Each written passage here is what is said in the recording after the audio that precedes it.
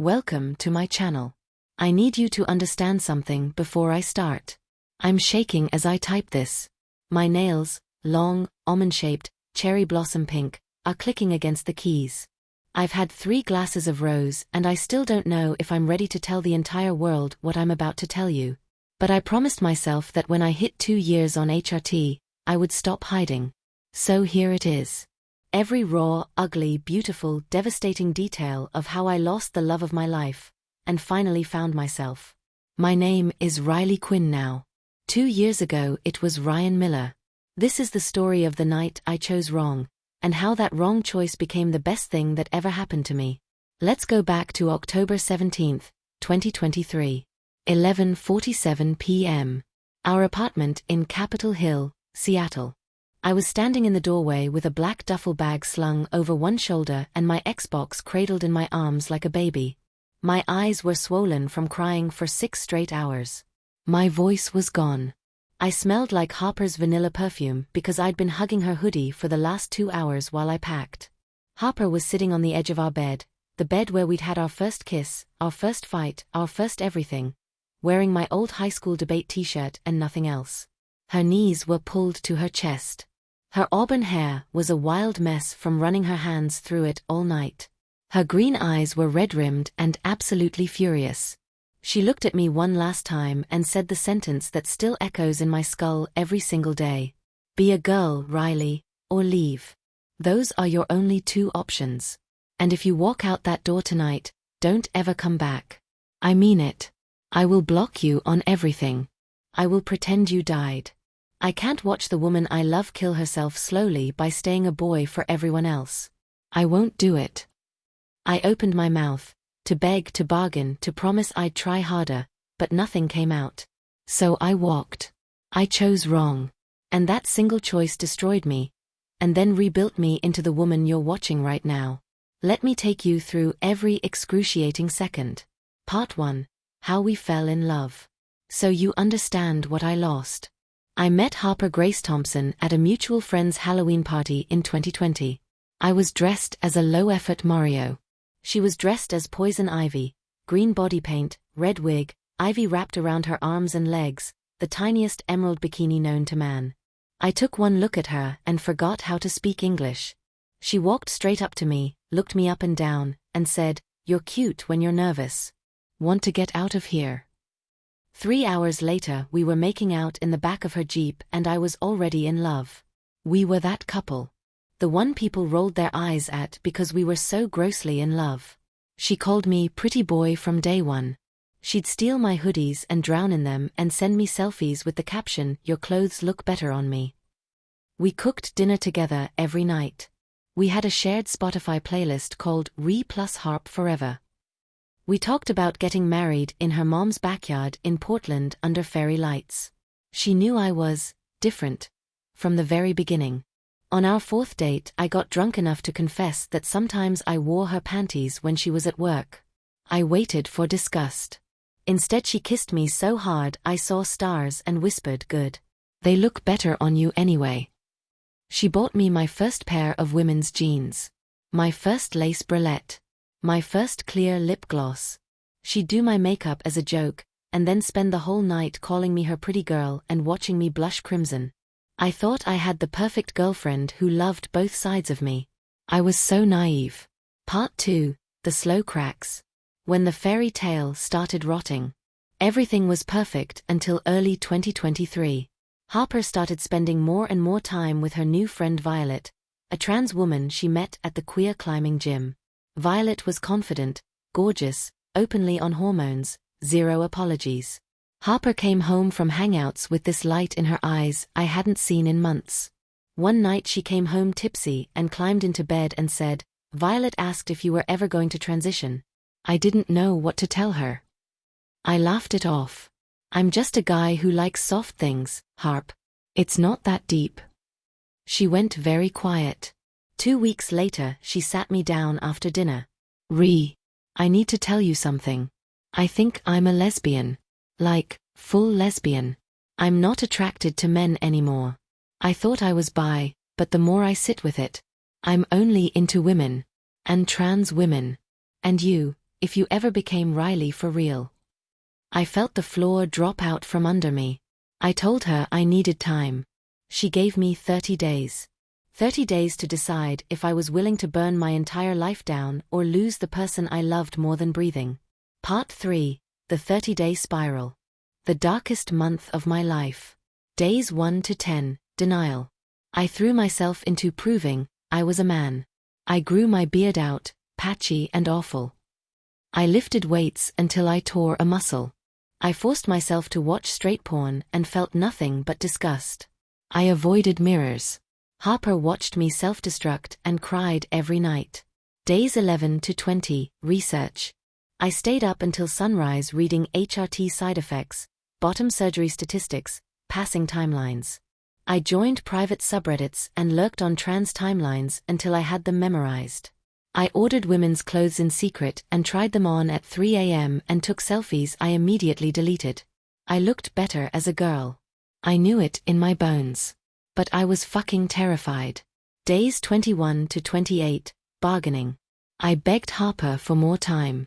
Let me try low-dose hormones. Let me just grow my hair out first. Let me tell my parents slowly. She started sleeping on the couch. Day 29, the ultimatum. October 16th. She came home from work, sat me down, and cried so hard she could barely speak. I can't do this anymore, Ryan. I love you so much it's killing me. I see Riley every time I look at you and it breaks my heart that you won't let her live. I'm giving you 24 hours. Be a girl, start hormones, change your name, all of it, or leave.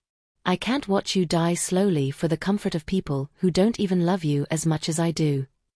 I told her I couldn't. Not yet. That I needed years, not hours. She told me she didn't have years to watch me hate myself. Part 4, the night I chose wrong. October 17th, 2023, 11:47 p.m. I packed in a trance. I took 3 hoodies, 2 pairs of jeans, my gaming laptop, my Xbox, and the stuffed seal she won for me at the state fair our first summer together. She sat on the bed and watched, silent, while tears rolled down her face. I kept waiting for her to stop me. She never did. At the door I turned back one last time. Harper. I love you. I'm sorry. She looked up with dead eyes. If you leave, Riley dies with you. Remember that. I walked out into the rain and didn't look back. I chose wrong. Part 5, the aftermath. The 6 months I barely survived. Month 1, couchsurfing and blackout drunk every night. Lost 20 pounds. Stopped answering anyone. Lived in the same clothes for weeks. Month 2, moved into a studio the size of a closet. Spent all my savings on whiskey and Uber Eats.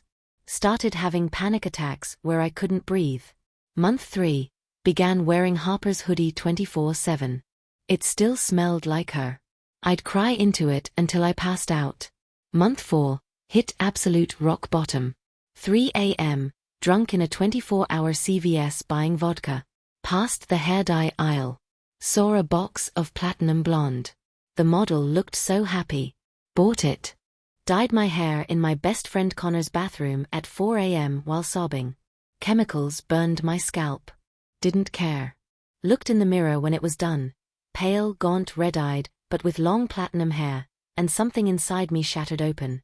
I knew. I texted Harper at 6:12 a.m. I'm ready. I'm sorry. I choose her. I choose Riley. Please. She didn't answer for 9 hours. When she finally replied, it was a single voice note.